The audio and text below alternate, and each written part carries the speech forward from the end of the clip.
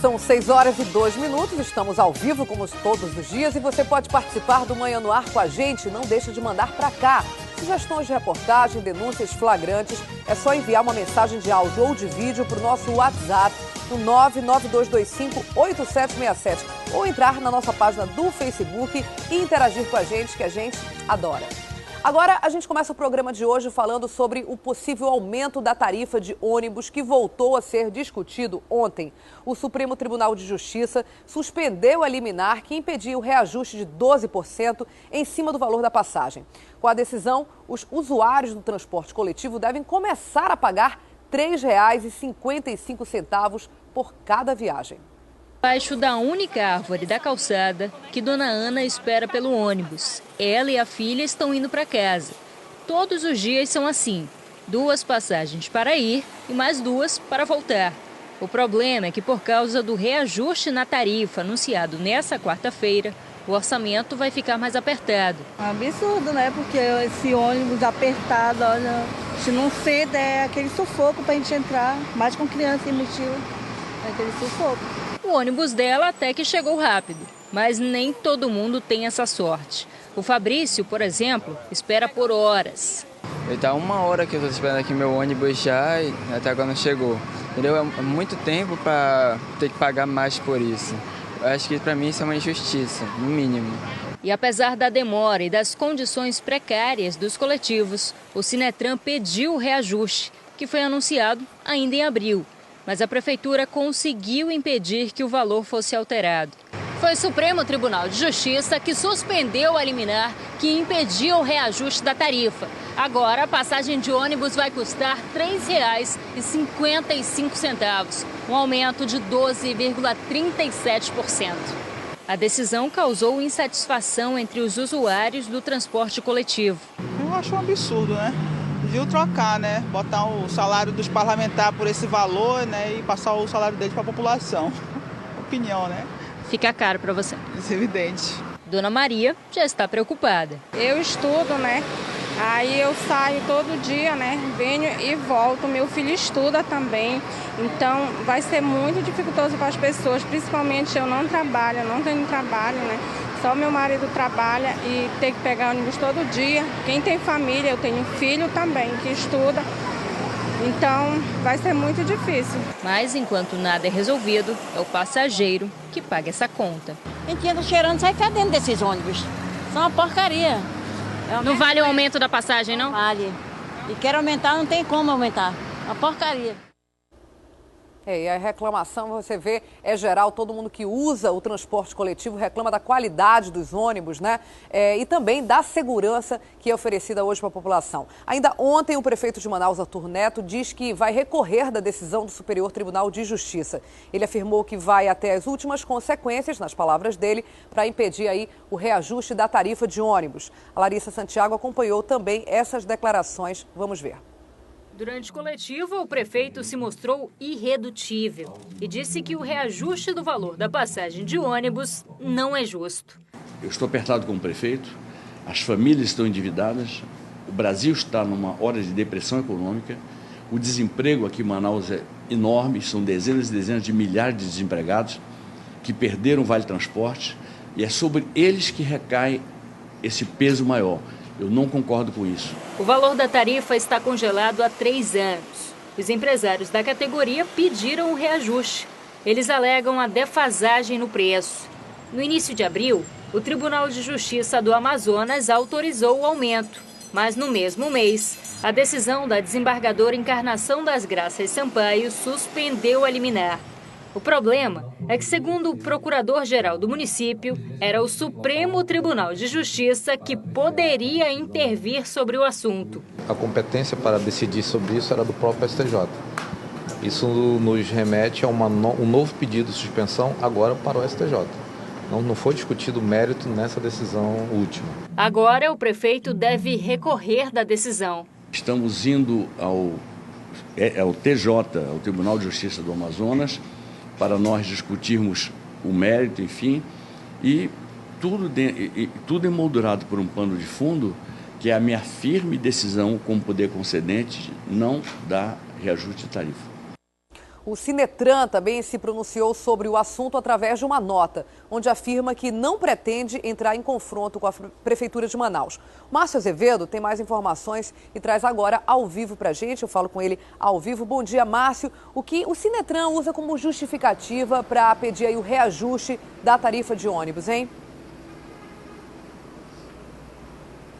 Oi, Dani, muito bom dia para você. A justificativa do Sinetran é de que entre 2011 e 2016, os reajustes que foram feitos ficaram muito abaixo do índice de inflação para o período. Nesse período, uma consultoria contratada pelo Sinetran verificou que o índice de inflação do INPC e IBGE foi de 39,73%. E que, por sua vez, o transporte coletivo de Manaus, os custos aqui no Amazonas para o transporte na capital aumentaram em 49,91%. E que nesse mesmo período, entre 2011 e 2016, só houve o reajuste na tarifa no percentual de 14,58%. E, por conta disso, o Sindicato das Empresas de Transportes Coletivos de Manaus diz que estão tendo prejuízos, não conseguem arcar com os custos operacionais e que esse reajuste que eles pediram, que era de 18%, mas que a Justiça acatou parcialmente, manteve nos 12%, daria para arcar com esses custos, não seria o ideal, mas daria para arcar com esses custos para não haver prejuízos para o transporte.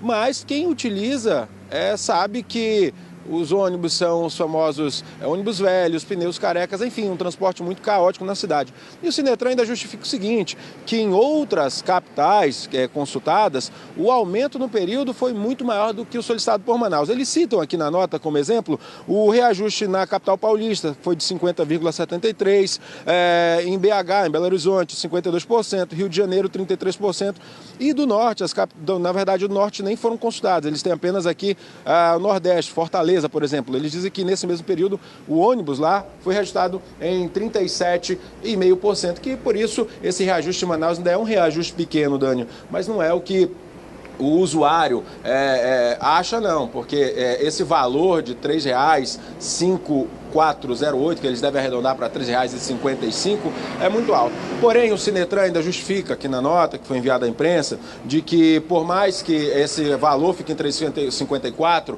o usuário não pagaria isso, porque há o subsídio da tarifa pela prefeitura e pelo governo, e que o Sindicato das Empresas de Transporte quer, de fato, que seja definido um preço justo e que cubra os custos do sistema para que eles possam arcar com os custos do serviço, o que não vem ocorrendo atualmente, isso segundo o posicionamento do Sinetran.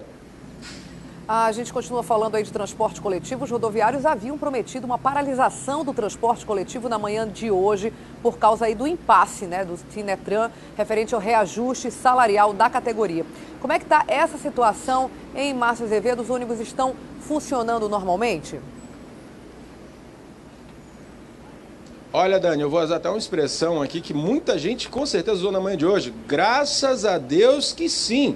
Domingos, mostra aí, olha, nós estamos aqui num dos maiores terminais da nossa capital, o T5, aqui na Bola do São José. E como a gente vê a movimentação intensa aqui dos ônibus da empresa Global Green, que é a empresa que atende aqui quase que na totalidade a Zona Leste e a Zona Norte de Manaus, um terminal muito movimentado, as pessoas pegando ônibus. Alguns ônibus, mostra aqui, Domingos, por favor, olha nessa lateral, vários ônibus parados aqui, e filas, ônibus saindo lotados, e é o que reforça assim, a reclamação dos usuários, que os ônibus são, olha só como vai passar agora esse ônibus, esse expresso aqui, olha, mais entupido, o pessoal parece que vai numa lata de sardinha. E é por essas e por outras, Dani, que o usuário reclama desse valor aí que está sendo solicitado pelo Sindicato das Empresas do Transporte, porque eles dizem que esse valor não é compatível com a qualidade do serviço prestado na nossa capital. Porém, hoje, às 10 horas da manhã, vai haver uma reunião entre o Sindicato das Empresas e o Sindicato dos Trabalhadores no Tribunal Regional do Trabalho para se definir essa história do dissídio coletivo e do aumento. O Sindicato dos Trabalhadores pede reajuste de 20%, mas o sindicato patronal não quer conceder. Então, vai para a mesa de negociação na Justiça e isso não quer dizer ainda que não possa haver greve hoje. Tudo vai ser definido a partir do que for tomado, as decisões tomadas nessa reunião às 10 da manhã lá no TRT. Então vamos esperar o desenrolar. Tomara que ali daquela mesa de reunião saia algo bom para ambos os lados e que nesse meio aí quem acaba prejudicado é o trabalhador, que hoje foi ao trabalho normalmente, com o transporte que ele já está habituado, mas ainda há o risco de voltar para casa havendo greve. A gente espera que não, a gente espera que tudo se ocorra bem nessa reunião às 10 horas no TRT. Nós vamos acompanhar, Dani. Obrigada, Márcia Azevedo. As equipes da TV A Crítica acompanham, porque, afinal, esse é um assunto que interessa a todos, né? Mas que bom que as situações foram colocadas aí na mesa de negociações, com os ônibus funcionando. Então, ninguém tem desculpa de dizer que vai chegar atrasado no trabalho, que está tudo normal na manhã de hoje, pelo menos até agora. E tomara que continue assim, que se chegue a alguma conclusão. Obrigada, Márcia Azevedo. Daqui a pouco, então, eu volto com você.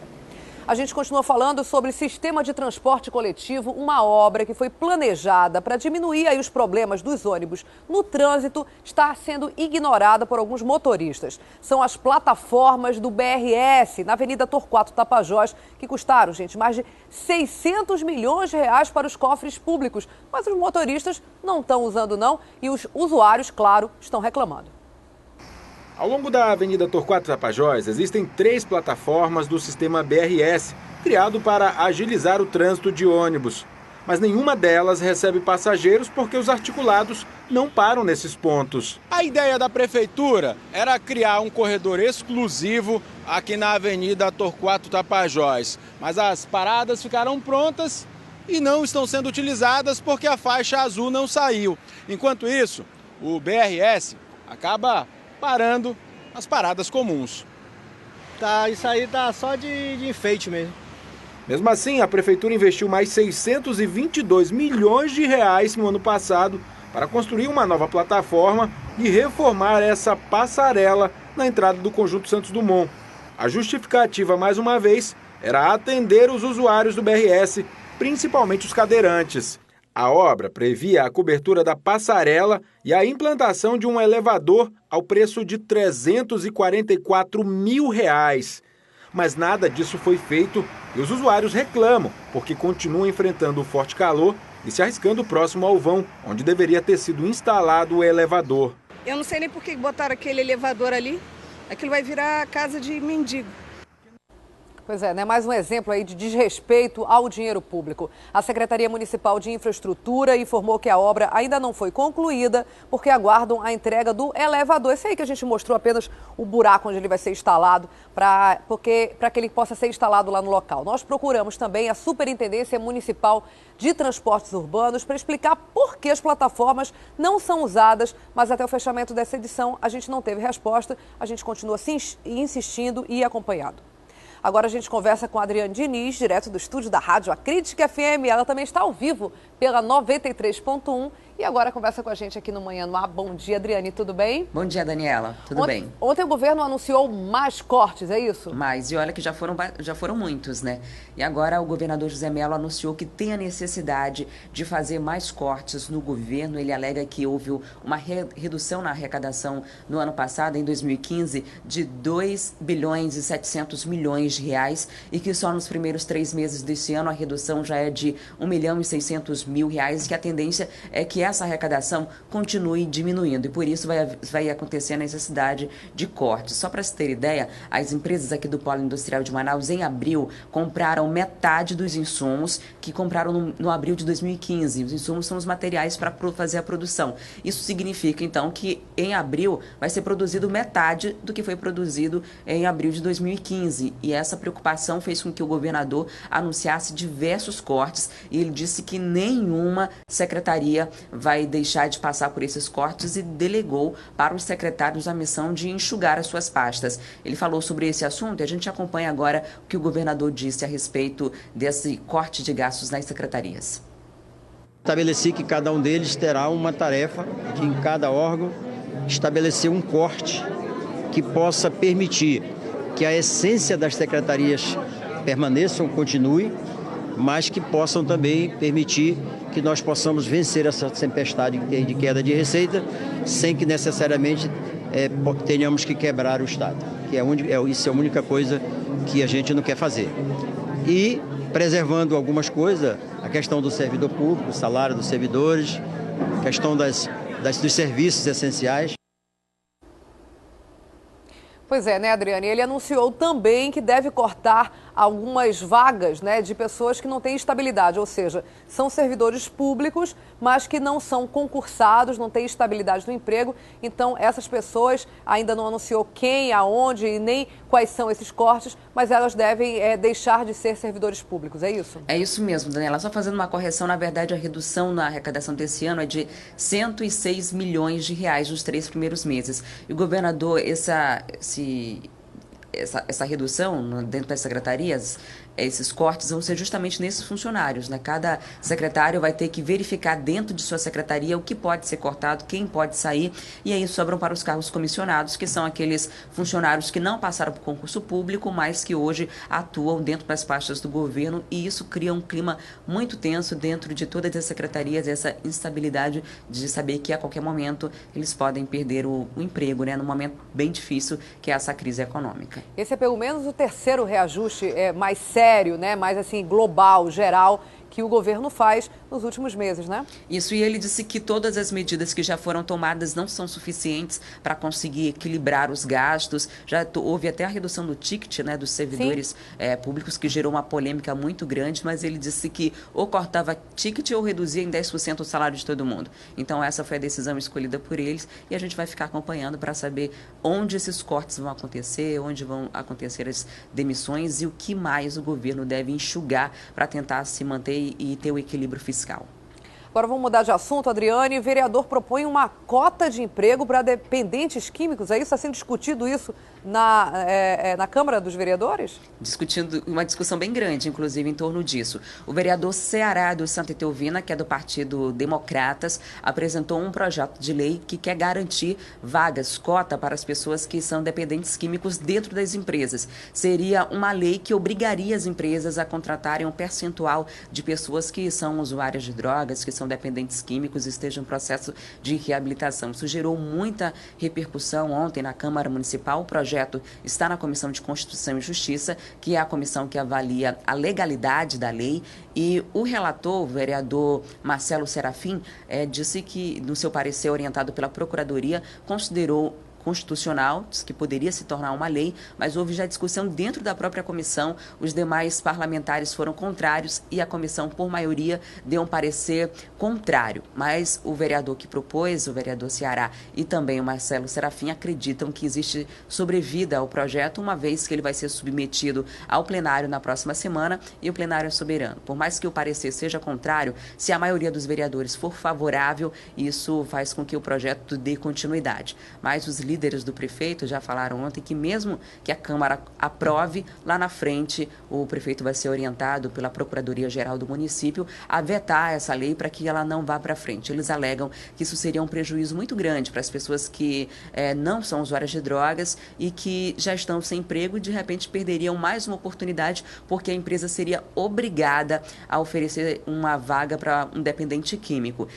Eles justificam que existe sim a necessidade de que a empresa abra vaga para essas pessoas, mas por livre vontade, não por uma forçação aí mediante uma lei. Já o vereador Ceará, que foi quem propôs essa lei, ele diz que uma vez que o usuário de drogas, o dependente químico, tem um trabalho, um ofício, uma renda, dificilmente ele voltaria ao vício ou se entraria no submundo do crime. Então, existem esses dois lados. A discussão continua na semana que vem na Comissão de Constituição e Justiça, que já apresentou o parecer e vai para o plenário. Eu acho que a reabilitação tem que ser incentivada, claro, né, pela família, pela sociedade como um todo, mas realmente obrigar as empresas pode ser uma daquelas leis que na prática não vai funcionar, né? Existem várias exigências feitas hoje às empresas, muitas delas não são cumpridas, então correria o risco, inclusive, de ela existir na lei, mas de fato não ser concretizada e realmente acaba sendo uma injustiça com tantos milhares de desempregados também que procuram. É um debate aí que a gente vai acompanhar, não é isso, Adriane? É isso mesmo. Eu também penso dessa forma, a decisão tem que ser livre, né? Exatamente. Até porque existe todo um processo. A pessoa que ela está dependente químico, ela está no meio de um vício, ela não vai render profissionalmente, né? E aí esse ônus não pode ser pago pelo empresário, pelas empresas, né? Sendo forçado a fazer Exatamente. isso, né? Eles poderiam estimular projetos de reabilitação. Sem dúvida. Para que a pessoa se recupere para aí sim entrar no mercado de trabalho. E possa render plenamente. Obrigada, Adriane. Obrigada por enquanto. Daqui a pouco eu volto então com a Rádio A Crítica com o Wilson Lima. Tchau, Adriane. Até amanhã. Tchau, até lá. Tchau, tchau.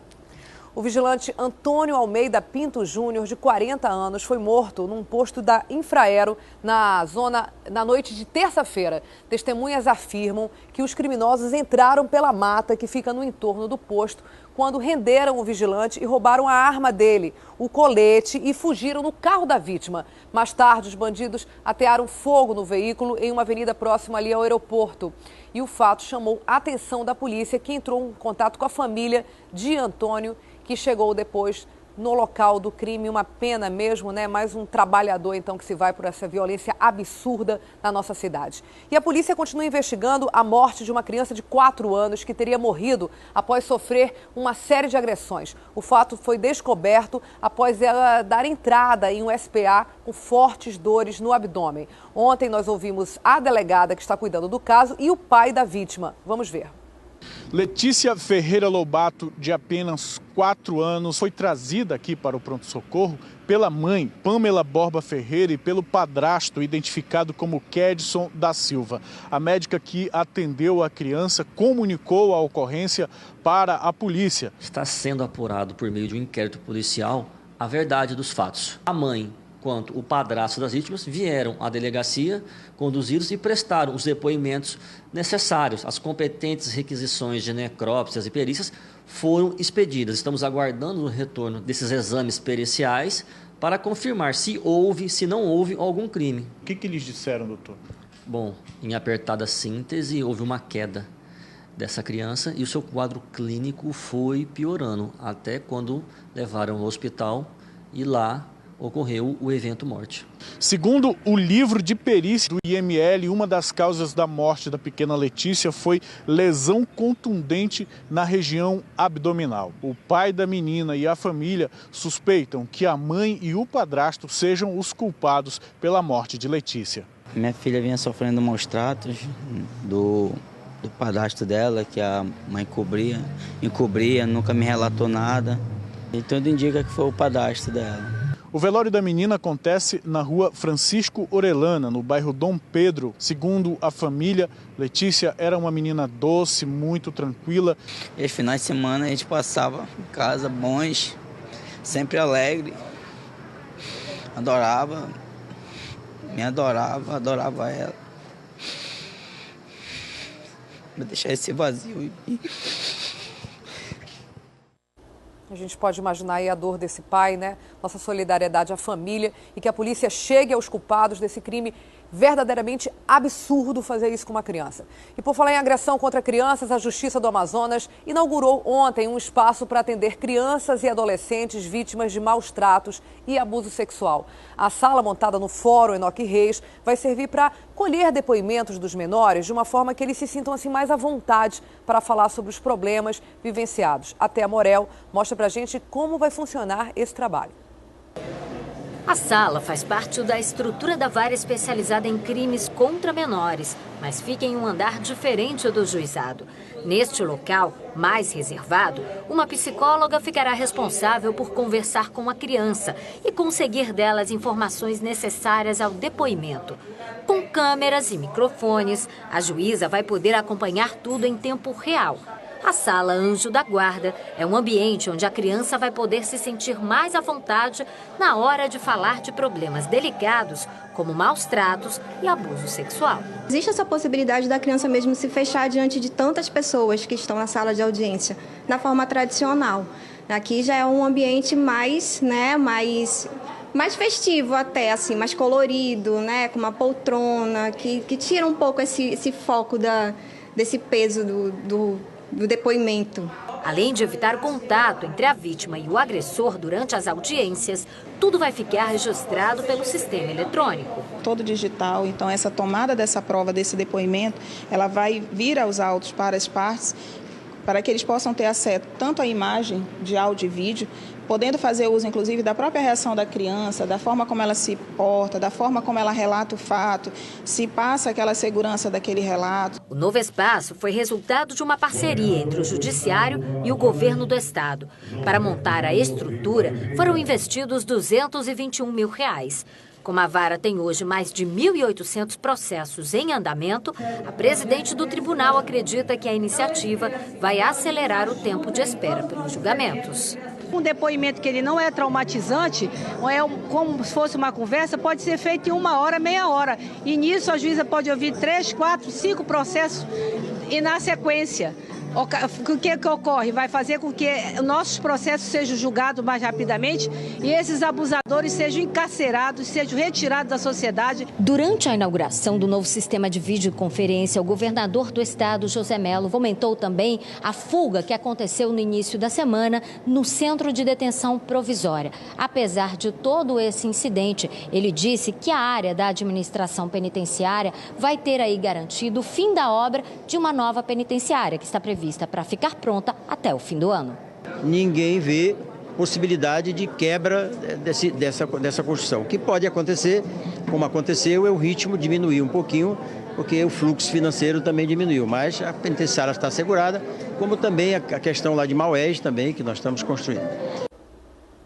E agora tem reclamação do nosso telespectador. Moradores de 2 ruas do bairro Monte das Oliveiras estão passando por uma série de problemas. Falta asfalto e as pontes que dão acesso a outras vias do bairro estão sem a menor condição de estrutura.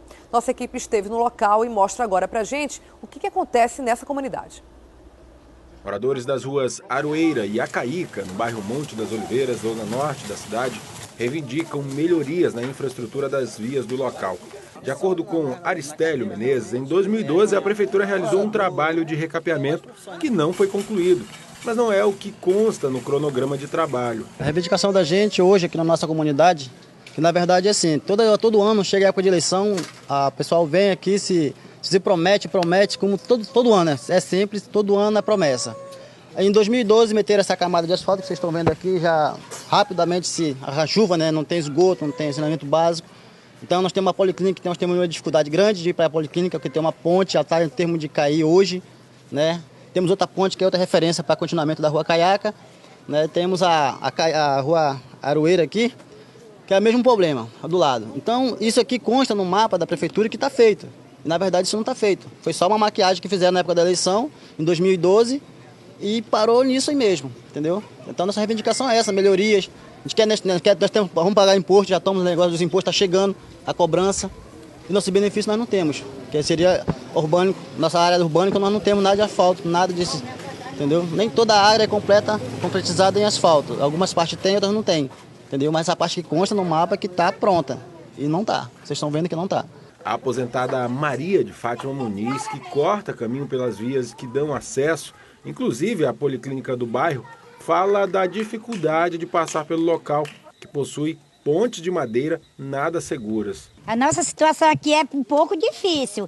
Quando chove, alaga tudo aqui, essas casas aqui alagam, porque a gente não tem uma segurança também. A ponte está desse jeito, caindo. Pelo menos eu, como sou uma senhora idosa, eu tenho até medo de passar aqui por cima, porque a ponte se balança toda, entendeu? E a gente pede socorro para um, para outro, e não tem quem nos ajude. Até pelo mesmo tempo, assim como você está vendo, muita criança. Tem dificuldade para todo mundo, tanto os idosos como as crianças, né? A Secretaria de Infraestrutura informou que é de conhecimento do Distrito de Obras a situação das vias citadas e os serviços necessários já estão sendo providenciados. No local serão executados trabalhos de terraplanagem, asfaltamento, meio-fio e sarjeta. Em relação às pontes, a demanda será repassada ao setor responsável. E se você quiser que as nossas equipes aqui da TV A Crítica vão até a sua comunidade, é só mandar uma mensagem para a gente pelo WhatsApp 992258767 ou entrar na nossa página do Facebook. A gente vai até lá, mostra o seu problema, coloque você em contato com a autoridade e tenta resolver. Pelo menos mostrando a situação que você está passando para ver se alguém, faz a sua obrigação, a obrigação do poder público, que é não deixar situações como essa continuem acontecendo.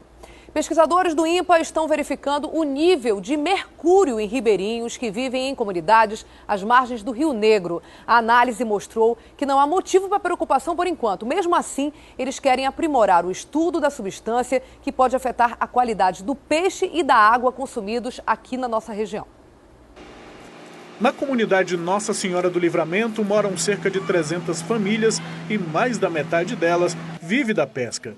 Ela fica à margem esquerda do Rio Negro, a pouco mais de 40 minutos de barco de Manaus, e foi escolhida para ser o local de coleta de amostras para um novo tipo de análise do nível de toxicidade do mercúrio. 12 moradoras foram voluntárias. Eu colhi meu cabelo, o leite, para contribuir com eles, o trabalho, E foi muito importante, que eu jamais ia saber o que eu tinha no mercúrio no cabelo, mercúrio no sangue, Que eu não pensava isso. Meu deu 0,22, foi um resultado bom, ela falou que não tem quase nada, Tá ótimo, tá normal. A análise envolve pesquisadores de várias instituições e conta com financiamento de mais de 4 milhões de reais. O coordenador do projeto explica que o mercúrio é uma substância natural que pode ser encontrada no solo, na água e no ar. E a exposição a níveis elevados da substância pode ter efeitos nocivos à saúde das pessoas e ao meio ambiente. O que nós estamos focados é na busca de um biomarcador da toxicidade de mercúrio, utilizando uma nova metodologia, uma nova ciência definida de metalômica, ou seja, identificar proteínas que estão ligadas a mercúrio e que possam funcionar como biomarcadores da toxicidade no ambiente. O objetivo da pesquisa é criar um novo índice de medição dos níveis de mercúrio em 3 áreas, no leite materno, no peixe e no rio. E é para a água que vai grande parte do mercúrio acumulado no solo da região amazônica. De acordo com a pesquisa, a composição química do Rio Negro ainda faz com que ele tenha de 2 a 3 vezes mais mercúrio do que os rios de água barrenta, que também fazem parte da pesquisa. Essa acidez do rio combinado a outros fatores químicos causa uma retenção do mercúrio na água e não a sua transferência para a atmosfera. O mercúrio ficando na água, ele tem mais tempo de contaminar toda a cadeia alimentar, chegando em maiores concentrações nos peixes predadores. Concentração de mercúrio justamente no peixe, que é a principal fonte de alimento das comunidades ribeirinhas. A menina está explicando que no caso dos peixes que comem outros peixes, tem mais mercúrio do que os outros peixes que não comem peixe, na realidade. E eu realmente não sabia, não. Os estudos ainda vão se estender até fevereiro de 2017, mas os pesquisadores adiantam que resultados das análises do mercúrio encontrado aqui na região indicam índices abaixo do recomendado pela Organização Mundial da Saúde. Não tem com que se preocupar de maneira nenhuma. Podem continuar comendo peixe, amamentando os filhos, até porque a amamentação ela é de extrema importância no desenvolvimento da criança, Mesmo que tenha mercúrio no leite, é importante ressaltar que o leite, os benefícios do leite são muito maiores do que qualquer concentração de mercúrio que possa ter no leite das mamães aqui da região. Que bom, então, que o resultado chegou a essa conclusão e que bom que a região amazônica, justamente por estar aí banhada, essa área de Manaus, sobretudo banhada pelo Rio Negro, pode ajudar a ciência a encontrar esses biomarcadores, que na verdade são referências do que é aceitável, que pode prejudicar a saúde ou não, como é o caso do resultado encontrado até agora. Tudo bem com os nossos peixes em torno de Manaus, que bom. Defensoria Pública, em parceria com a Secretaria Estadual de Educação, vão formar mais de 2.000 defensores populares do interior. É um projeto, gente, que quer incentivar voluntários a fazer a ligação entre a Defensoria Pública ao cidadão em áreas isoladas aqui da região amazônica do nosso estado do Amazonas. Esses agentes devem esclarecer direitos que todos têm e que muitas vezes não sabem, e também como procurar a justiça para fazer valer esses direitos. As aulas serão transmitidas ao vivo via satélite pelo Centro de Mídias. Vamos ver como é que vai ser. As aulas devem iniciar no dia 4 de junho em todos os municípios do interior do estado. O curso é gratuito e é destinado para líderes comunitários, professores e coordenadores de escolas. Mas qualquer pessoa acima de 16 anos também pode fazer. Depende muito do engajamento da população, mas o potencial do projeto é atender até 2.000 pessoas. É uma missão da Defensoria Pública. O correto seria que o defensor estivesse lá no município e ele fosse nas escolas passar esse tipo de informação. Mas diante do cenário que nós estamos hoje, essa é uma forma que nós encontramos para minorar essa falta. O conteúdo vai ser ministrado via satélite. Serão oferecidos 12 módulos, onde os alunos vão aprender temas como direitos do cidadão, medicamentos e saúde pública, poder familiar, direitos do idoso e direitos do consumidor. As aulas são todas ao vivo, sendo transmitidas por aqui. É inédito, certamente a primeira Defensoria Pública do Brasil a utilizar. Formar o cidadão para ser um defensor popular quer dizer que nós teremos pessoas com capacidade de auxiliar aqueles que precisem de informação, precisem desse conhecimento na prática, no dia a dia da sua vida. Os interessados devem procurar as unidades de ensino nos municípios atendidos pelo Centro de Mídias do Estado, saber como é que faz a inscrição, o horário das aulas e participar. O assunto agora é oportunidade de emprego nesse ano de Olimpíadas. É sempre bom se especializar, não é verdade? Principalmente quem está aí de olho em vagas temporárias durante os Jogos Olímpicos que serão realizados pelo país, na nossa cidade, que também é uma subsede olímpica. Se esse é o seu caso, então olha só. O Senac está oferecendo vagas para o curso de garçom e as inscrições são de graça. Quem traz mais informações para a gente é a Thea Morel, com quem eu converso agora ao vivo. Bom dia, Thea. Quem ficou interessado nesse curso deve se inscrever até quando? Pois é, Daniela, as inscrições são de graça e o curso é de graça também, né? Essas inscrições elas vão acontecer entre 8 até as 5 da tarde na própria sede do Senac, que fica na rua Saldanha Marinho, número 410. É preciso, para as pessoas que estão interessadas em fazer esse curso de garçom, né, ter aí mais de 18 anos e a família não pode ter mais do que 2 salários mínimos de renda para ter esse benefício. Vão ser ofertadas 15 vagas, como eu já disse, o curso é gratuito, eles vão passar por aulas teóricas e também aulas práticas de atendimento ao público. Um dos preceitos, né, é justamente você saber atender bem o cliente, saber fazer com que ele tenha ali o pedido dele realmente atendido do jeito que ele precisa. Além disso, também vão ser passadas orientações em torno de higiene e de segurança na alimentação. Quem estiver interessado, Daniela, quando for até a sede do Senac, tem que levar aí alguns documentos, RG, CPF, comprovante de residência e comprovante de escolaridade. E quem quiser mais informações, já que são apenas 15 vagas, mas outros cursos podem abrir também ao longo do ano, pode ligar para o Senac no telefone 3649-3750. Dani. Obrigada, Thea Morel. Daqui a pouco, então, eu volto a falar com você. Agora são 6 horas e 40 minutos, a gente faz um pequeno intervalo e volta daqui a pouco discutindo a limitação do uso da internet banda larga. Está gerando muita polêmica. A OAB está se posicionando sobre esse assunto e daqui a pouco você sabe detalhes sobre isso. A gente mostra também a escolha das mães na hora do parto, cesariana ou parto normal. Conversamos com especialistas que vão opinar, né, de quais são os benefícios de um parto ou de outro. 6h40, a gente volta em instantes. São 6 horas e 46 minutos, estamos de volta aqui no Manhã no Ar. E para você que passa a acompanhar a gente a partir de agora, vamos ver o que já foi notícia aqui no Manhã no Ar. Supremo Tribunal de Justiça suspende liminar que impedia aumento da tarifa do transporte coletivo de Manaus. Com a nova decisão da Justiça, o valor da passagem pode subir para R$ 3,55, um aumento de mais de 12%. A Prefeitura vai recorrer. Plataformas do sistema BRS são ignoradas por motoristas de ônibus. A obra, que foi planejada para diminuir os problemas com transporte coletivo, custou mais de R$ 600 milhões aos cofres públicos, mas os ônibus simplesmente não param nos abrigos. Vigilante é morto em posto da Infraero, próximo ao aeroporto Eduardo Gomes. Ele foi atingido com 6 tiros. Os bandidos ainda levaram a arma da vítima, além de um veículo e objetos pessoais. Pesquisadores do INPA verificam o nível de mercúrio em ribeirinhos que vivem em comunidades às margens do Rio Negro. A análise mostrou que não há motivos para preocupação. Mesmo assim, eles querem aprimorar o estudo da substância que pode afetar a qualidade do peixe e da água consumidos na região. Moradores do Monte das Oliveiras reclamam da falta de infraestrutura do bairro. De acordo com eles, quando chove, os bueiros entopem e o garapé transborda. As duas pontes que dão acesso a outras ruas do bairro podem cair a qualquer momento. Defensoria Pública do Estado e Secretaria Estadual de Educação vão formar defensores populares no interior. As aulas serão transmitidas ao vivo via satélite pelo Centro de Mídias da SEDUC. A meta é capacitar 2.000 pessoas em todo o estado.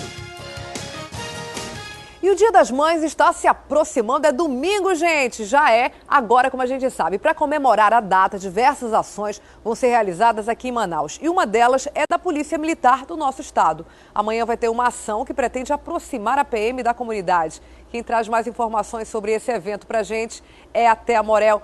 Olá, Thea, novamente, quais as ações serão feitas em homenagem às mamães da nossa cidade? Olha, Daniela, essas ações, né, são uma maneira que a Polícia Militar encontrou realmente de ficar mais próxima da comunidade. Então vão ser oferecidos uma série de serviços, uma série de orientações e também, né, o próprio contato da PM com as pessoas do bairro Santa Luzia, né, da zona sul da cidade, vai fazer toda a diferença. Para explicar para a gente exatamente o que vai ter lá, eu tenho aqui ao meu lado o capitão Alberto Neto, que é comandante da 2ª Companhia Interativa Comunitária. Bom dia, capitão. Capitão, que serviços vocês vão estar oferecendo, né, a partir de 8 da manhã, lá no bairro Santa Luzia? Bom dia. A ação integrar, né, dessa vez vai ser alusiva ao Dia das Mães, e ela vai contemplar ali a comunidade do Santa Luzia, Morro da Liberdade, Educanos, Colônia Oliveira Machado, que pertence à área da 2ª SICOM. São diversos serviços que a gente vai ter, né? Vai ser uma grande comemoração do Dia das Mães. Vai ter testes rápidos de HIV, sífilis, vão ter consultas médicas, vamos ter para retirar identidade, CPF, tanto primeira como segunda via, carteira de trabalho. Nós vamos ter também programação infantil, com o Gari da Alegria também vai estar presente com a gente. Vamos ter sorteios, brindes. É uma programação muito diversa. Vai ser uma festa e vai contemplar, né, todas as nossas mães ali daquela área ali da Zona Sul. Bom, onde que acontece exatamente esse evento, né? Como é que as pessoas podem participar, quem estiver ali na área da Zona Sul da cidade? Isso, é muito fácil. O bairro Santa Luzia é um bairro pequeno, fica no CDC da Santa Luzia. Todo mundo conhece lá, só perguntar onde fica o CDC da Santa Luzia e você vai encontrar, vai ter barulho, vai ter uma carreta também jurídica, vai ter o pessoal da Associação de Cabos Soldados, vai estar presente com a vacina do H1N1, quem ainda não se vacinou. Então, eu estou esquecendo alguns serviços que podem ter também nesse dia, mas vai ser uma grande festa. Eu quero a presença de todas as mães e os familiares também, para todo mundo a gente se interagir, a comunidade, a Polícia Militar. Mas, na verdade, a ação, até o nome da ação agora é integrar, porque são diversos órgãos, né? Eu não posso deixar de dizer que é só a Polícia Militar, mas a Ciência vai estar presente, vai estar a equipe do Prosamin, que nós temos um Prosamin lá na área, vai estar a assistente social do Estado. Então vai ser todo mundo interagindo com a nossa comunidade. Bom, eu percebo que vocês, na verdade, vão reunir uma série de serviços, né, no mesmo espaço.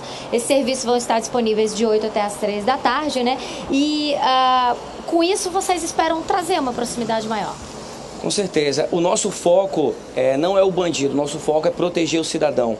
E essa proximidade da polícia com o cidadão, ela tem feito muito sucesso, né? A confiança, a sensação de segurança que a gente vai trazer é muito boa. Ok, muito obrigada, capitão. Então fica aí a dica para todo mundo. Eu vou repetir aqui, é na rua Guanabara, que fica o CDC de Santa Luzia. As pessoas podem participar de 8 até as 3 da tarde. Dani. Obrigada, Thea Morel. Parabéns aí pela iniciativa para o capitão Alberto Neto e que realmente seja um sucesso que a gente espera. Daqui a pouco eu volto com você, Thea Morel. Porque agora chegou a hora da gente conferir toda a movimentação do trânsito na nossa cidade, direto lá de cima do RC Cop, que sobrevoa os principais pontos da cidade de Manaus. Para toda a equipe do RC Cop, eu quero desejar um bom dia, Deilson, e para todos que estão aí do RC Cop na manhã dessa quinta-feira. Oi, Dani, bom dia, em nome de toda a nossa equipe, para você também, para o papai, para a mamãe, para a criançada, para todo mundo que sempre acompanha o Manhã no Ar. Quinta-feira de tempo quase aberto, sol que aparecer no horizonte nas imagens do repórter cinematográfico Alex Gomes. Temperatura média para hoje de 26, sensação térmica de 28, possibilidade de chover 30%, raio UV alto. O pôr do sol está previsto para as 5 da tarde, 56 minutos. A máxima do dia, Dani, deve alcançar 30 graus. Por enquanto, o monitor do nosso RC Cop está mostrando aqui 26 graus centígrados. Tempo bom, Dani. E a gente consegue ver pelas imagens do Alex que o sol, como você disse, tenta aparecer, mas também tá um céu aí carregado de nuvens, é isso? Exato, são nuvens baixas, uma pequena névoa aqui na manhã desta quinta-feira encobre a capital do Amazonas, mas daqui a pouquinho, com o crescente do sol, com a força que ele está vindo, já ela vai também se dissipar e vamos ter um sol, pelo que tudo indica, muito forte nesta quinta-feira, Dani. Nesse momento a gente sobrevoa que ponto da cidade, Adeilson?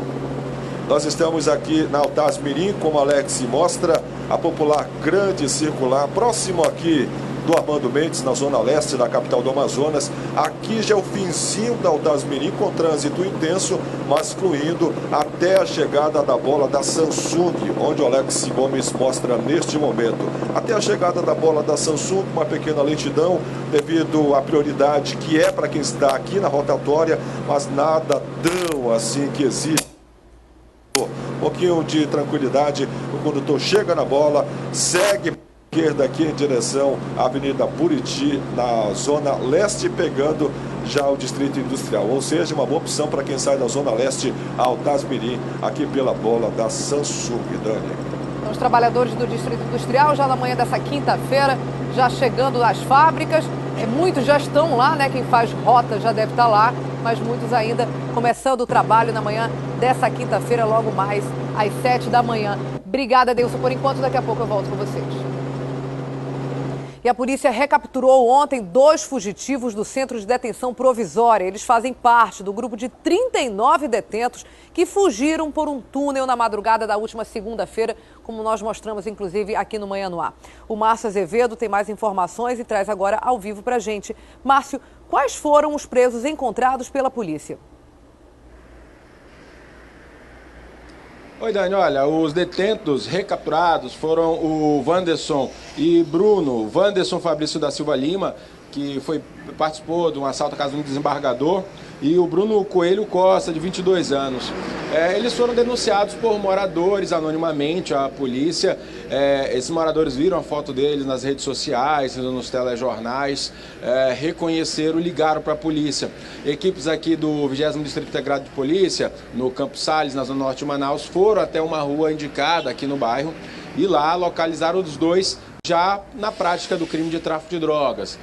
No local foram encontradas porções de entorpecente e eles foram trazidos para a delegacia, primeiro para ser feito o auto de prisão em flagrante pelo crime de tráfico de drogas, crime que eles vão passar a responder também agora, e já foram encaminhados para a unidade prisional para continuar a aguardar o julgamento, né? Eles estavam no Centro de Detenção Provisória Masculino, que é a unidade onde presos que aguardam serem julgados ficam esperando esse trâmite da justiça. Agora, ainda faltam outros 37 fugitivos serem recapturados. A polícia continua contando com a ajuda da população. As pessoas podem fazer como esses moradores, ligarem para o número 181 ou mesmo o 190. Não precisa se identificar, apenas diz que você sabe onde tem, dá o máximo de informação possível para que a polícia possa fazer essa recaptura desses fugitivos. Agora, Dani, ontem, por sorte, a polícia, no caso a Secretaria de Administração Prisional, conseguiu evitar uma nova possibilidade de fuga. Na verdade, por sorte não, né? Foi um trabalho de inteligência da Secretaria. Essa nova tentativa estava sendo preparada no Complexo Penitenciário Anísio Jobim, Compage, que é a nossa maior unidade prisional do Estado, que fica ali na mesma área onde está instalado o CDP e o IPAT. as equipes de inteligência ficaram sabendo de uma movimentação e fizeram uma vistoria. E encontraram, para você ter uma ideia, 2 mangueiras de bombeiro, 2 mangueiras de incêndio, encontraram ferragem e cordas. Agora, como é que essas mangueiras de incêndio foram parar lá na cela 2, no pavilhão 3, na ala 2? É isso que agora a SEAP vai tentar descobrir. Eles acreditam que os presos iriam já preparar uma nova fuga com esse material. Só para lembrar quem está em casa, esse ano o Compage só no Compage foram encontrados 4 túneis que estavam sendo construídos pelos presos numa tentativa de fuga. Todos esses túneis foram, obviamente, descobertos antes de serem utilizados pela SEAP. Um outro túnel foi descoberto numa outra unidade prisional aqui da capital. Foram 5 túneis ao todo descobertos pela SEAP, mais um, infelizmente, a gente já sabe, na virada de domingo para segunda-feira, não foi descoberto e 39 detentos haviam conseguido fugir, como a gente noticiou agora há pouco. 2, felizmente, já foram recapturados. Então, a polícia e a secretaria está aí tentando evitar que os presos fujam, porque eles estão encarcerados e o objetivo deles mesmo é deixar os presídios e ganharem as ruas aqui para continuar cometendo os crimes. A gente vai esperar que a população faça o seu trabalho, ajude a população, ajude a polícia, que na verdade vai estar ajudando a si próprio em denunciar esses bandidos que continuam nas ruas. Dani. Agora, Márcio, 5 túneis foram descobertos a tempo, como você mesmo disse. Agora, o que causa estranheza é que esse último, agora de domingo para segunda, onde teve a fuga, a quantidade de terra que era tirada é uma coisa impressionante. A cela, as camas da cela são absolutamente tomadas por terra. E aí vem aquela dúvida, como que a fiscalização e segurança do presídio não conseguiu detectar a tempo para 39 pessoas acabarem fugindo, 2 recapturadas, mas ainda falta 37. É muito trabalho mesmo para colocar essas pessoas de volta atrás das grades. Obrigada, Márcia Azevedo. A gente volta daqui a pouco. Olha só que iniciativa solidária, gente. Estudantes de enfermagem decidiram levar alegria para leitos de crianças internadas em um hospital da zona sul da cidade.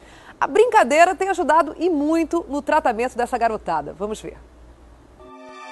Preparação para mais um plantão no pronto-socorro da criança na Zona Sul. Tudo pronto, é hora de arrancar sorrisos dos pacientes.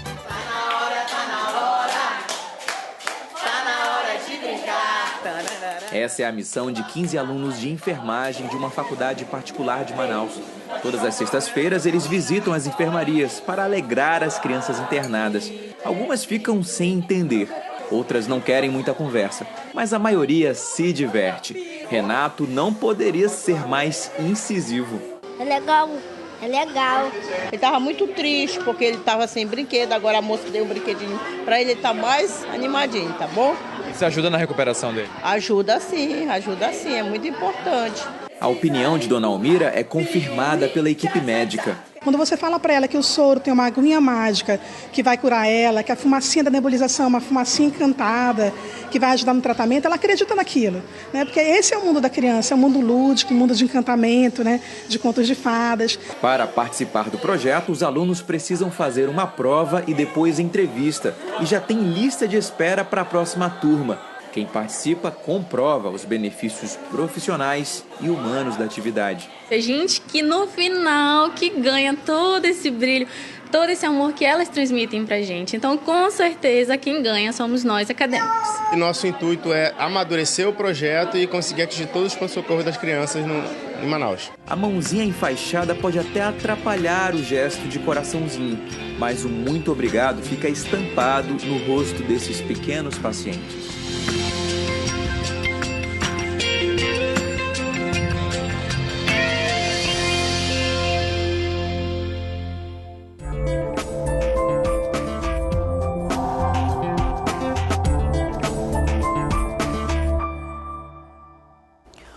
dúvida bem comum entre mulheres grávidas é a escolha do tipo de parto. No Brasil, um dado tem chamado a atenção. 84% das mulheres da rede particular de saúde escolhem a cesariana. Mas a Organização Mundial da Saúde recomenda que o número desse tipo de parto não ultrapasse 30%.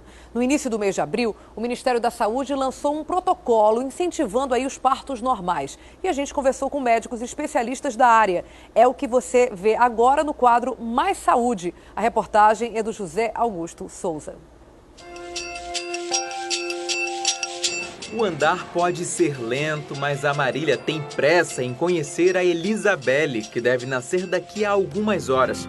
Para segurar a ansiedade, haja passeios na maternidade e exercícios para facilitar o parto. Um pouco com medo, sim, mas tudo tô deixando na mão de Deus, que tudo vai correr bem. Ela foi incentivada pelo obstetra a escolher o parto normal. Em abril, o Ministério da Saúde passou novas recomendações aos médicos para que ajudem a reduzir o número de cesarianas. Segundo a Organização Mundial de Saúde, as cirurgias devem ocorrer em no máximo 30% dos partos. Mas no Brasil, elas chegam a 84% no caso dos serviços particulares. Nas maternidades públicas do Amazonas, o índice é de 32%. O medo da dor é o que mais leva as mulheres a optarem pela cesárea. Mas a ginecologista afirma que, no fim das contas, essa opção pode ser ainda mais dolorosa. O parto normal, durante a saída do bebê, aquela dor, você supera pela emoção.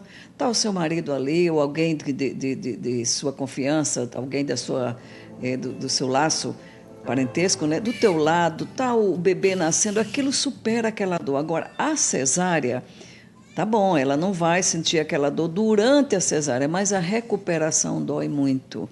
E são 24, 48 horas para conseguir se levantar e fazer o seu pós-operatório. Então, gente, não se compara. A dor do pós-cesárea é bem maior do que a dor do parto. Doloroso também é para a rede pública custear os gastos com cirurgia e pós-operatório nas mulheres, que levam em média 2 dias para se recuperar e ainda correm o risco de infecções e hemorragias. Esse procedimento só é indicado em casos onde há risco de transmissão de HIV para a criança, para mulheres infectadas com herpes e para quem já passou por 3 ou mais cesarianas. Nas rodas de conversa entre futuras ou recém-mamães, o assunto sempre vem à tona: fazer parto normal ou apelar para a cirurgia? Luana conta que se assustou com os gritos quando visitou uma maternidade ainda na gravidez. E eu fiquei imaginando, eu fiquei paralisada. Meu Deus, será que vai acontecer assim, desse jeito mesmo comigo? Então eu fui para casa. Teve até pesadelo. Tive pesadelo, dormi. Então várias noites eu ficava com aquilo na minha cabeça, que eram os gritos, né? E eu, meu Deus, é o parto normal mesmo que eu vou querer? E a Carolina mudou de ideia 3 vezes durante a gestação. Enquanto você não é mãe, você tem um pensamento, né? Então, pra mim, era cesariana, vou marcar com a médica e tá tudo certo. Quando você engravida, você já pensa de outra forma. Você já quer saber quais são as outras opções que você tem, o que é melhor pro seu filho. E quando é a hora, aí é o que Deus quer. A especialista afirma que, no fim, a vontade da mulher deve prevalecer e deixa um recado para as gestantes que estão com medo do parto. Mas o que vem depois realmente é a criação do filho, educar um espírito, conduzir ele no caminho do bem é o que é mais complicado, é bem mais complicado que um parto. É bem verdade aí que a Organização Mundial da Saúde incentiva o parto normal, todos nós incentivamos o aleitamento, mas mais importante do que a escolha do parto, se a pessoa consegue ou não dar, né, de mamar para o bebê, o mais importante é ser mãe, ser uma mãe dedicada e que se possa, independente do parto, conseguir amamentar ou não, seja uma mãe dedicada à criação do seu filho, sem dúvida nenhuma é o que importa. Agora, vou mudar de assunto. Você está procurando óculos? As óticas Oftalnorte oferecem excelência no atendimento e qualidade em óculos solares de grau e óculos infantis. Nas óticas Oftalnorte, você encontra aí sistema de lente digital para melhor adaptação dos seus óculos, tratamento anti-reflexo e lentes Transition. Aproveite e confira as melhores condições de pagamento. Óticas Oftalnorte, de olho em você e na saúde de seus olhos. Faça uma visita. Óticas Oftalnorte, um novo conceito em ótica. Agora nós vamos falar de solidariedade. Hoje vai ser realizada uma ação social para arrecadar material como lençol para a casa do idoso. Quem tem mais informações é a Thea Morel, com ela eu volto a falar então ao vivo. Thea, conta pra gente como vai ser feito esse evento e como é que as pessoas, eu, você, todos nós, podemos ajudar. Bem, Daniela, é um evento que reúne solidariedade e também arte, porque vai ter a participação de vários artistas. Esse evento acontece hoje, a partir das 7 horas da noite, no Bar do Cipriano. E aí as pessoas que quiserem participar podem chegar no bar e pode aí fazer a sua doação. São vários itens que podem ser doados para o Lar Vicente de Paulo. E aí, para falar um pouquinho sobre esses itens e sobre a necessidade do lar, eu tenho aqui o assessor de comunicação do Bar do Cipriano, né, que é o Luiz Carlos Glomier, que ele vai falar para a gente um pouquinho dessa ação, dessa iniciativa. Luiz, que tipo de itens as pessoas podem doar caso compareçam hoje no evento Arte e Solidariedade? Oi, bom dia. O lar, na realidade, a Casa do Abrigo São Vicente de Paulo, ele precisa de várias doações, né?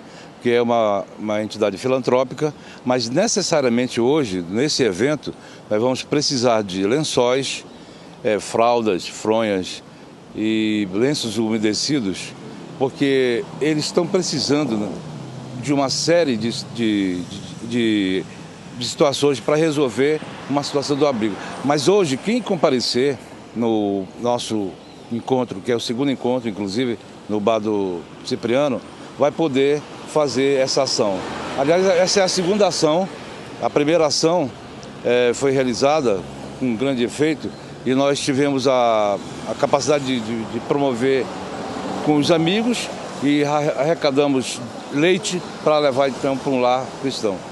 Eu queria dizer, inclusive, também que essa é uma iniciativa do nosso amigo e artista J. Mendonça, que teve uma grande ideia de trazer para o bar o evento Arte e Solidariedade. Então, ele hoje faz também, a partir das 19 horas do Bar do Cipriano, esse evento, que é o nosso segundo evento, com muita música e a participação de todos é esperada. Então, quem quiser pode ir lá, pode deixar os itens, lençóis, fronhas, tudo aquilo que for de roupa de cama pode ser doado para o Lar São Vicente de Paulo e também, de quebra, participa ali de um evento cultural, é assim? Sim, com certeza. A gente espera que todos, quem quiser fazer essa doação, compareça hoje. Hoje o bar vai receber as pessoas também e que quem tiver uma outra situação para ser doado pode ser na Rua Jerônimo, lá no bairro de São Raimundo, onde funciona a Casa do Idoso. O abrigo hoje comporta 24 idosos que precisam necessariamente da nossa ajuda, tá? Mas quem precisar e quem quiser, na realidade, fazer essa doação, pode ser hoje também do nosso evento, tá? Nosso evento hoje vai contar com a participação de todos. Bom, então essa realmente é uma oportunidade que as pessoas têm, Dani, de poder consumir aí um pouco de arte, um pouco de música e de quebra ajudar o Abrigo São Vicente de Paulo. É a segunda ação realmente que o Bar do Cipriano está fazendo nesse sentido. A primeira aconteceu em março e o abrigo precisa muito realmente da colaboração das pessoas, porque como o Glomier falou, são 24 idosos, é um abrigo que já existe há 35 anos e que se sustenta exclusivamente da doação das pessoas. Quem não der tempo de fazer essa doação hoje, de participar desse evento cultural, também pode ir até o abrigo com essa doação. Querendo ou não, isso também já chama a atenção da população para essa necessidade. Dani. Obrigada, Thea Morel. Até daqui a pouco. Agora a gente faz um pequeno intervalo, são 7 horas e 10 minutos. A gente volta daqui a pouco com essa discussão polêmica aí de restrição de uso de internet banda larga. O OAB tem uma posição, hoje vai haver uma discussão sobre isso. Órgãos de defesa do consumidor se mobilizando em todo o país. E a gente volta em instantes com essa discussão. Até já. São 7 horas e 15 minutos e estamos de volta. Agora para conversar com Wilson Lima, direto do estúdio da rádio A Crítica FM. Ele também está ao vivo lá na 93.1 e agora conversa com a gente aqui no Manhã no Ar. Não é isso, Wilson Lima? Bom dia, tudo bem? Bom dia, Dani, tudo bem. Hoje mais um dia decisivo lá em Brasília. Cunha pode ser afastado hoje, definitivamente. Exatamente. O Supremo Tribunal Federal vai julgar uma ação do partido Rede Sustentabilidade que alega que o presidente da Câmara, Eduardo Cunha, que é do PMDB, não pode continuar na presidência da Câmara e também não pode continuar na linha sucessória para assumir a presidência da República em eventual ausência do provável presidente. É tudo provável, né? Eventual, provável, só para a gente ter ideia da instabilidade em que vive o nosso país. Mas, enfim, numa provável ausência do provável presidente da República, Michel Temer, para que Cunha não assuma. Ele está nessa linha sucessória. Isso porque Cunha é réu numa ação no Supremo Tribunal Federal de desvio e lavagem de dinheiro. Resultado daquela história lá da Lava Jato, né, que ele teria recebido um valor de 5 milhões de reais em propina. Acredita-se que Cunha continue, essa história que corre nos bastidores, de que Cunha continua como presidente da Câmara dos Deputados, mas que não vai poder estar na linha sucessória para assumir a presidência da República numa ausência de Michel Temer, se assim ele for assumir o cargo de presidente da República. Esse julgamento vai acontecer hoje. E contra Cunha ainda há 3 processos, 3 inquéritos contra ele, e há também mais 3 pedidos de abertura de inquérito contra ele. E todos esses por lavagem, desvio e recebimento de propina. Partem do princípio que seria o sujo falando do mal lavado, logo ele não poderia ser beneficiado com isso. Por continuar falando em assuntos de Brasília, o relatório da Comissão do Senado, que avalia o processo que pede a saída da presidente Dilma, será votado amanhã, quer dizer, de hoje para amanhã. É um momento de muitas negociações também lá por Brasília, né, Wilson?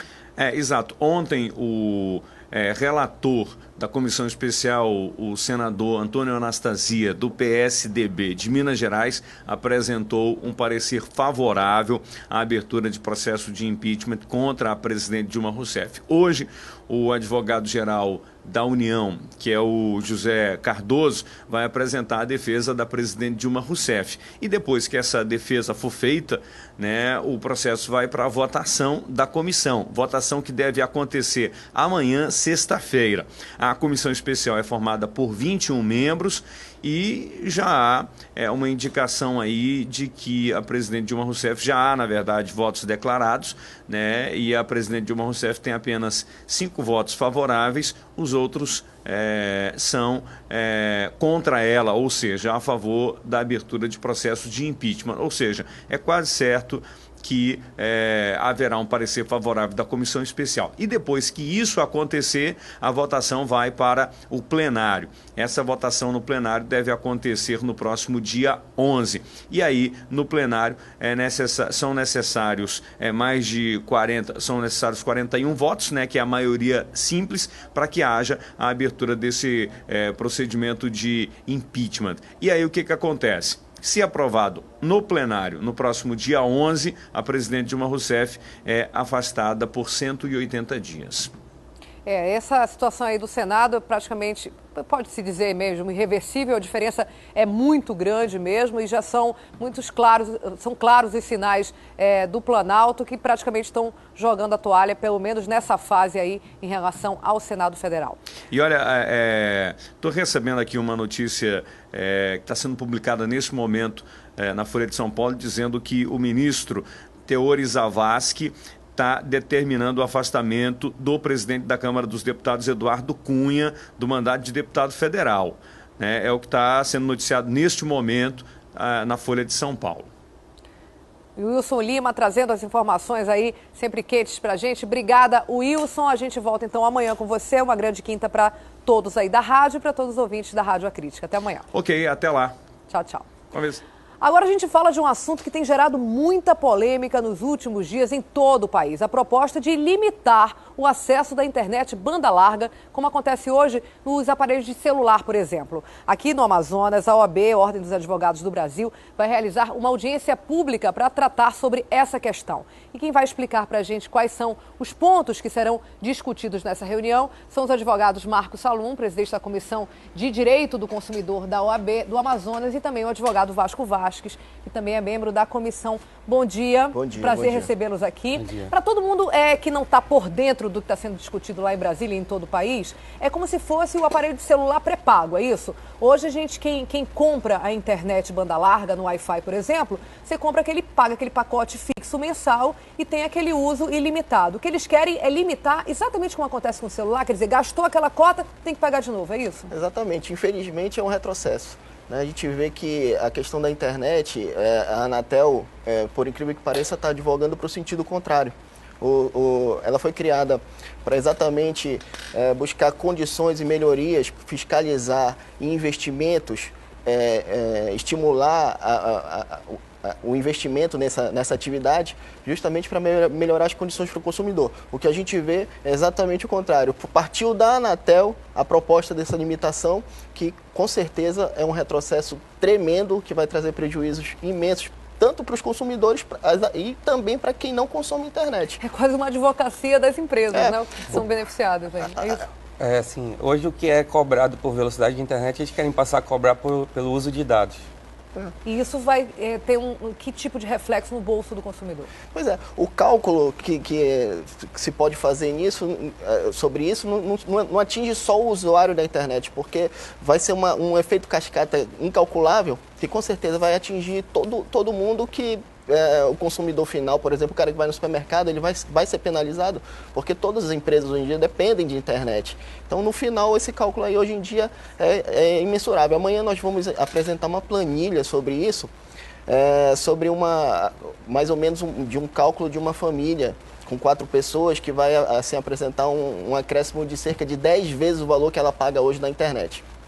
A Anatel alega que é possível fazer esse tipo de mudança, né? Está previsto em lei, mas a Ordem dos Advogados do Brasil encara isso como um desrespeito ao marco legal da internet no país. Eu queria que o senhor explicasse direito qual vai ser a defesa, qual é a linha de atuação da OAB e de outros órgãos de defesa do consumidor nessa defesa. Tá. O posicionamento da OAB é claro, é contrário à limitação da internet. Nós entendemos que é um retrocesso.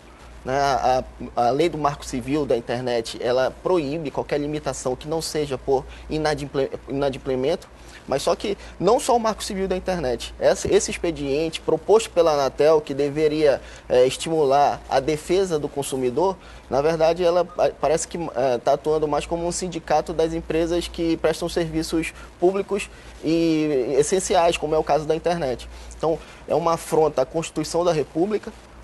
O Código de Defesa do Consumidor, a defesa do consumidor está amparada no artigo 170 da Constituição como um dos pilares da ordem social e econômica. E no artigo 5º da Constituição, o artigo 1º da Constituição, o 3º, a gente pode aqui elencar várias regras e normas que defendem o consumidor e impedem esse tipo de mudança no meio do jogo. Quer dizer, existem contratos já firmados. O próprio Código de Defesa do Consumidor estabelece que qualquer alteração contratual que atribua desvantagem exagerada ao consumidor, de forma unilateral, como é o caso, porque a Anatel está... que é o órgão regulador, que é o órgão regulador, mas o Código de Defesa do Consumidor proíbe esse tipo de atividade. O que acontece é que amanhã nós vamos levantar esse debate exatamente para discutir o papel das agências reguladoras. A Anatel é uma delas. A gente vê várias, por exemplo, nessa ação da energia, que a OAB também fez parte, juntamente com os órgãos de defesa do consumidor, que estarão presentes amanhã lá na audiência pública. Na ação da energia, a ANEEL recorreu junto com a Eletrobras. Quer dizer, de que lado elas estão? Qual foi o propósito que elas foram criadas? Por que está acontecendo todo esse desvio de finalidade? É isso, essa discussão que a gente quer levantar. Vasco, essa discussão ela é nacional, essa audiência pública vai acontecer aqui em Manaus, mas simultaneamente em outros lugares, ou cada estado está fazendo a sua movimentação independente? Sim, cada estado está fazendo sua movimentação independente. Nós temos notícias que ontem, inclusive, teve uma audiência pública no Senado, que tratou sobre o assunto. Semana passada teve uma em Fortaleza, que foi bem proveitosa, e agora chegou a vez do Amazonas a discutir. Quem que pode participar dessa audiência pública? Eu sei que a audiência pública é aberta a todos, mas além das pessoas que vocês já convidaram, que áreas de interesse vocês acreditam que público vocês vão receber? Olha, nós convidamos, o convite foi aberto à sociedade, publicamos nas nossas redes sociais, fizemos uma mídia para convidar a população, convidamos os órgãos de defesa do consumidor e teremos lá também participação de algumas fundações e algumas entidades técnicas para explicar exatamente quais são os impactos que isso vai trazer para a sociedade. No momento, no estágio atual que está, ainda é possível reversão desse tipo de medida ou já está bem adiantado? Quer dizer, é algo que deve acontecer e depois vocês da OAB, de órgãos de defesa do consumidor, tentam reverter? Ou vocês acreditam firmemente que essa proposta nem vai passar? Olha, nós acreditamos piamente que o bom senso vai prevalecer. Nós sabemos que a questão da publicidade, que é uma falha que está acontecendo hoje corriqueiramente, é um ponto que a gente às vezes até é chato nisso, e pedir publicidade para a população, que é um direito de todo mundo, né, ter publicidade das coisas que estão acontecendo. E a gente está vendo assim que está virando rotina essa questão da noite para o dia se implementar algum reajuste ou alguma condição Como foi o caso da luz, né, do aumento da luz elétrica, foi de um dia para o outro, aumento de 38%. Da energia, do combustível, do IPTU, da tarifa de ônibus. Se a gente fizer aqui, virou rotina. Nós estamos vivendo num país de resoluções, que essas resoluções na prática estão se sobrepondo às leis. E isso não pode acontecer, a OAB não vai aceitar. A resolução é um tipo de regra criada para estabelecer critérios no âmbito interno, e isso jamais pode se contrapor, por exemplo, ao Código de Defesa do Consumidor, ao Marco Civil da Internet, à Constituição da República. Que tem um impacto na população. E tem um poder infinitamente, não dá nem para comparar a questão da força de lei com uma resolução, isso não dá para comparar. Só que nós estamos vivendo num país que a prática hoje em dia é resolução. Por exemplo, já que você tocou no assunto da energia, a falta de publicidade é tão grande que em 2003 surgiu uma resolução da ANEEL, que é uma outra agência, dando a opção das concessionárias de fazer audiência pública para explicar o motivo dos reajustes, em 2003. Então, já se viu uma resolução dizer que ela não precisa fazer mais audiência pública, onde tem uma lei que ampara e num âmbito muito maior. Um princípio constitucional falando que o consumidor tem direito à publicidade. Não só o consumidor, todo mundo. Agora, Marco, existe uma data para começar a valer, ou essa data a Anatel está discutindo isso, mas efetivamente não botou ainda uma data fixa, ou vocês já estão aí correndo contra o tempo? Não, ainda não tem data fixa. É claro que nós já estamos nos preparando para que, se houver algum abuso, algum ilícito, com certeza o judiciário vai ser acionado. E quem não pode pagar essa transferência o ônus da coisa não pode ser transferido diretamente para o consumidor. Isso é outra rotina que a gente está vendo. As empresas elas têm que ter uma manobra, têm que ter uma estratégia, porque quando elas recebem essa concessão, elas participam no processo licitatório ou de um outro expediente para conseguir essa bandeira, vamos dizer assim, eles têm que fazer um planejamento, né? Um planejamento muitas vezes de décadas. Então, o risco desse negócio, nós defendemos que tem que ser absorvido pelo empresário. Então, ele que busque estratégias ou formatos de reduzir seus custos e não simplesmente transferir essa despesa para o consumidor. Porque aí é muito fácil. É muito fácil, Até né? eu viro o ministro da Fazenda hoje em dia. É muito simples assim. É só aumentar imposto, aumentar despesa, que está tranquilo. Aonde vai acontecer, Vasco, a audiência pública amanhã e que horas? Vai ser no auditório da Ordem dos Advogados do Brasil, vai ser às 15 horas, fica ali na Paraíba, na sede da Ordem dos Advogados do Brasil. Passa um pouquinho o shopping, bem no meio da Paraíba, sim, né? Sim. E aí qualquer pessoa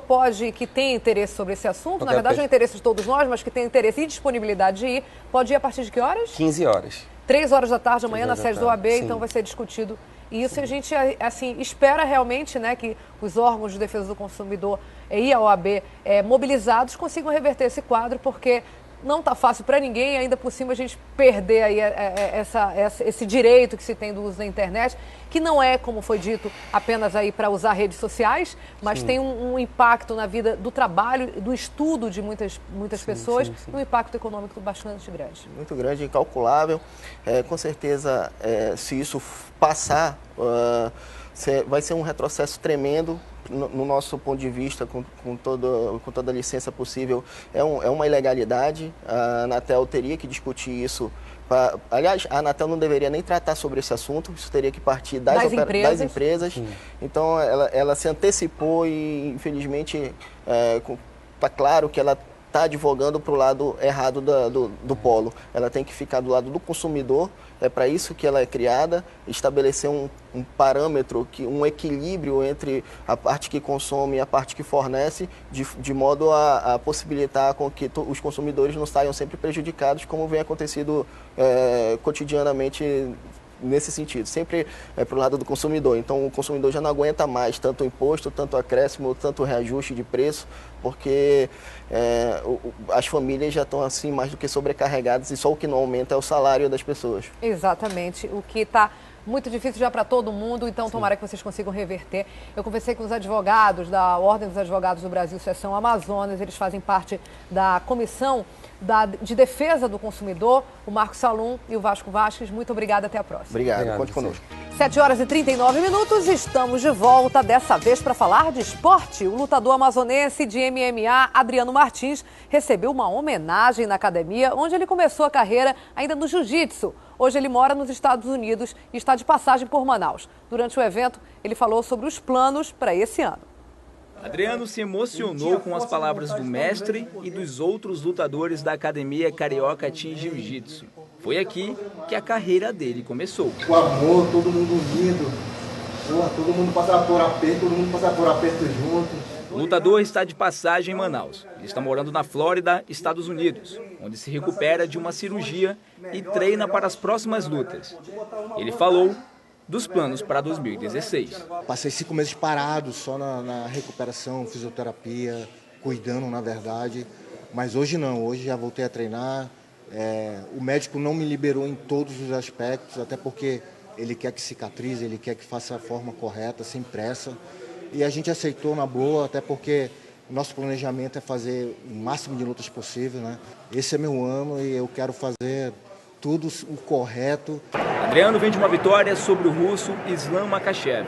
A luta foi em outubro do ano passado pelo card preliminar do UFC 192. O mestre Ângelo Carioca falou sobre o início da carreira do atleta. Na verdade é um atleta da casa, né? Um garoto promissor, um garoto que na verdade gostava de treinar, pedia treino, na verdade não tinha problema com treinar com independente de peso, idade, o que for. Ele era um cara na verdade que queria treinar, queria aprender arte suave e aprendeu, dominou e está aí, o atleta que é hoje. E parece que aqui nessa academia outros grandes lutadores devem ser formados. Vinícius é fã de Adriano e de outro grande do MMA, o amazonense José Aldo. Ele é uma referência para mim. Ele é tipo como se fosse um ídolo, que eu me baseio tanto nele como no José Aldo e em outros.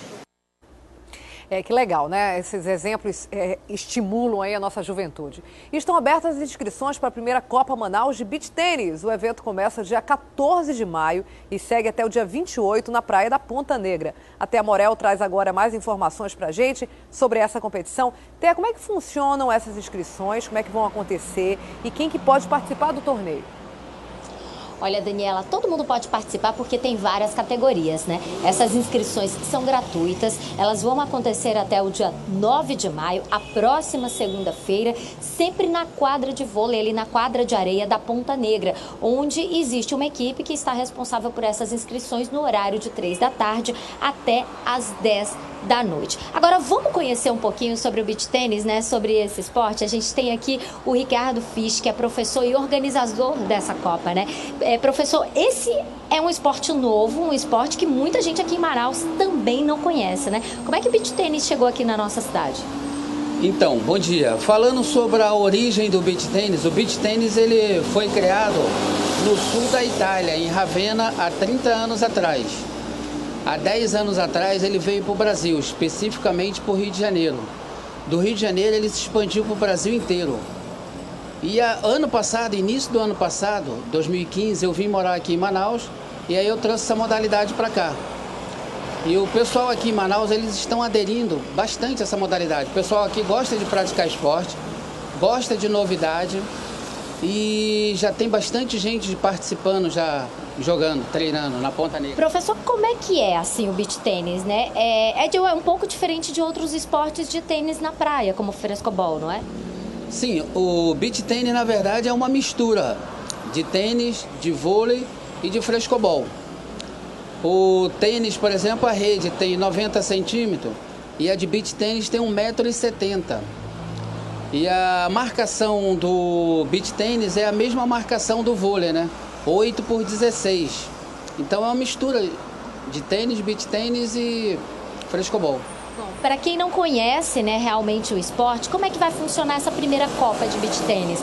Existem várias categorias, inclusive para quem ainda não está muito familiarizado com o esporte?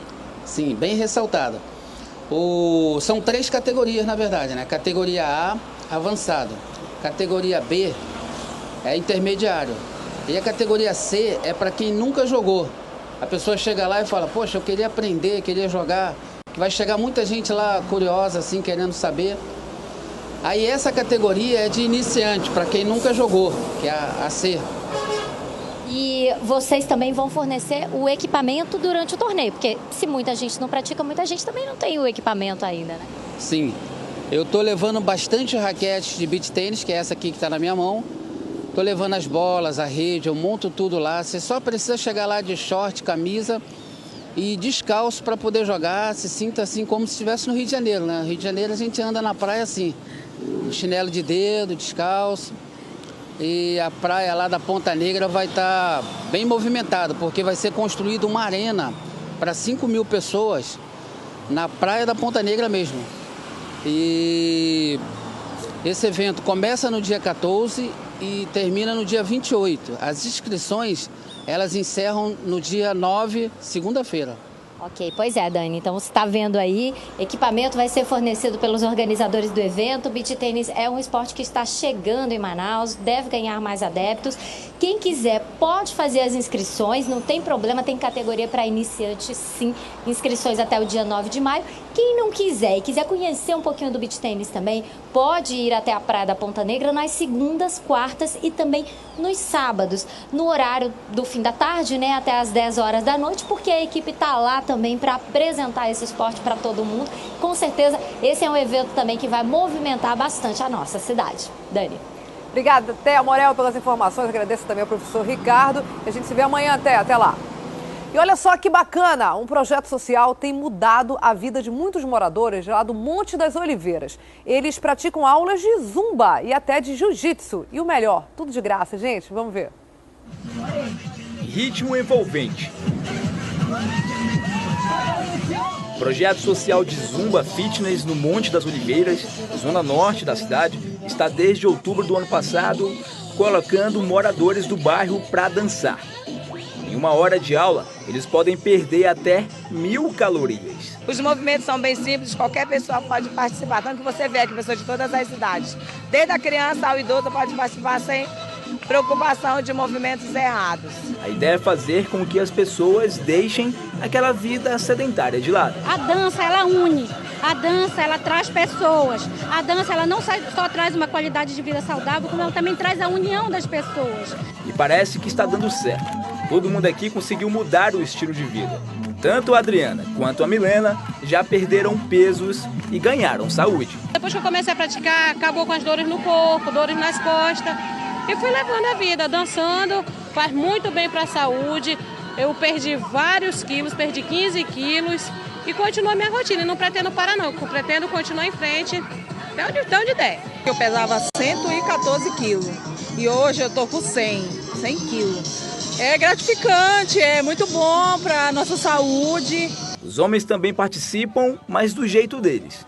Aqui, praticam o jiu-jitsu. A gente faz um aulão aqui, segunda, quarta e sexta, um aulão comunitário, entendeu? Daí a gente vem aqui para somar com a comunidade e ter uma aula mais assim experimental para a galera aí, pessoal novato, para as crianças, adultos, que querem sair do sedentarismo. E assim como a Zumba, as aulas de luta também acontecem 3 dias da semana, segunda, quarta e sexta-feira.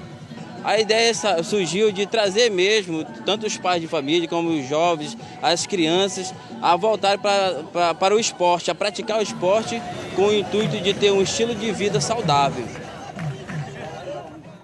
Bela iniciativa realmente, você viu, é na praça pública, né? O que as pessoas querem realmente é que as famílias possam participar, tudo de graça. Muito bacana essa movimentação aí, parabéns. Agora vamos mostrar um projeto que tem ajudado muitas famílias no bairro Aleixo. O Leão de Judá funciona em uma igreja e visa transformar crianças e adolescentes em estado de vulnerabilidade social em futuros campeões do esporte. O grupo já vai participar de um campeonato nacional no próximo dia 15, lá na Arena Amadeu Teixeira. Vamos ver esse projeto. A pequena Aline puxa uma oração. Depois de tudo pronto, hora de aquecer e aprender as técnicas do jiu-jitsu. Nós damos uma tarefa para eles, levarem para casa um versículo bíblico, para que eles possam decorar esse versículo bíblico.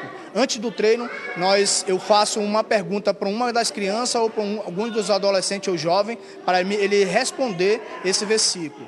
Quando ele responde, nós entramos na parte física. Fazemos as partes físicas, o aquecimento, e depois nós vamos passar as partes técnicas, as posições. O projeto Leão de Judá acontece aqui nesta igreja no bairro Aleixo e começou há pouco mais de um mês. Já conta com cerca de 30 crianças e adolescentes. Rodrigo fala como surgiu a ideia. O médico me indicou que eu voltasse novamente a praticar algum esporte.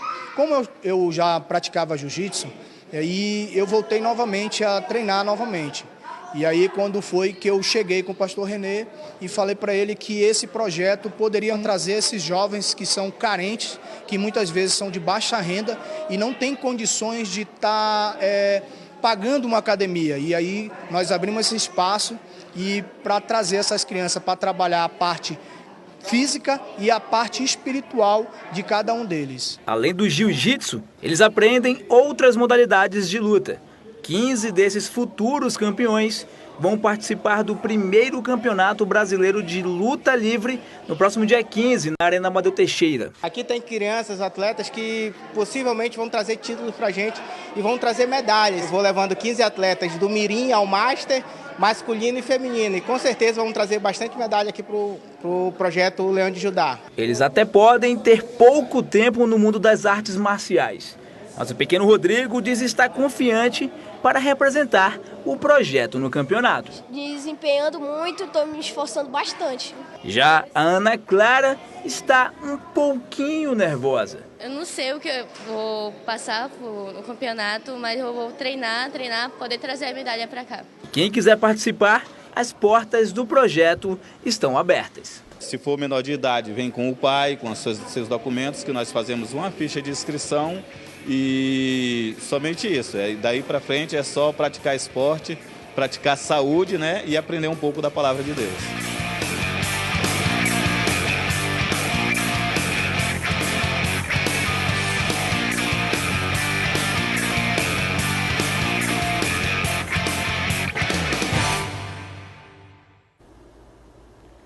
Agora chegou a hora da gente ver os destaques do programa Magazine de hoje com a Ludmila Queiroz e com a Natália Nascimento. Oi, Dani, bom dia. Olha só, hoje aqui no Magazine a gente vai ver que a presença de animais de estimação pode ajudar na recuperação da ausência de pessoas queridas, viu? E mais, o amor de mãe nunca tem limites, não é verdade? E a gente vai conhecer a história da Rosiane, que abriu mão de ser mãe de filhos legítimos para adotar uma criança especial. E na culinária do dia, um pão recheado delicioso. Tudo isso é logo após Hoje em Dia. Eu e a Lud esperamos por você, Dani, e todos os que assistem ao Manhã no Ar. Beijo e até daqui a pouquinho. Até mais, meninas. Uma dica para você, mulher que não abre mão da vaidade, nem com o passar dos anos. Algumas dicas podem ajudar a valorizar a beleza do rosto da mulher que já passou dos 40. Olha só. Perto dos 50 anos, Michele não abre mão da vaidade. Eu uso batom, gloss, lápis de olho, rímel e lápis de sobrancelha. O tempo foi generoso com ela. Rugas e marcas da idade não são um grande problema, mas é bom prestar atenção em alguns detalhes na hora de se maquiar. Para começar, o ideal é passar um prime. Ajuda a diminuir os poros e tira o aspecto de oleosidade. A base é melhor a líquida, espalha com mais facilidade e marca menos. E não é só isso não. Ao contrário do que muita gente pensa, o uso do corretivo, por exemplo, é permitido. Ele ajuda a disfarçar os sinais da maturidade, mas é preciso ficar atento. O recomendado é passar em pontos específicos e não no rosto inteiro. O corretivo ele só corrige as imperfeições. Então, assim, são em locais específicos, como nas olheiras, no famoso bigode chinês e nas têmporas. Na hora de passar a sombra, a pedida é apostar nas mais opacas, porque as cintilantes realçam as imperfeições. O rímel está liberado, à vontade, assim como o delineador mais alongado, o gatinho. De brilho só no blush e bem pouquinho. O resultado é esse aqui. Olha só a diferença do antes e depois. A cliente aprovou. Está aprovada e assim, estou pronta para sair para jantar com os amigos. É isso aí, gente. A gente que já passou dos 40 aí tem que valorizar sempre todos os aspectos da vida, né? A maquiagem ajuda, a gente viu as dicas da Larissa, ajuda a dar uma disfarçada e que a gente fique, antes de qualquer coisa, mais do que bonita para os outros, bonita pra gente mesmo, se sentindo bem, pra gente mesmo é o que a gente quer, né? É isso por hoje, 7 horas e 54 minutos, a gente fica por aqui, se despede, desejando uma ótima quinta pra você e lembrando que a gente tem um encontro marcado amanhã às 6 em ponto aqui no Manhã no Ar. Fica agora com o Fala Brasil. Tchau, gente. Até lá.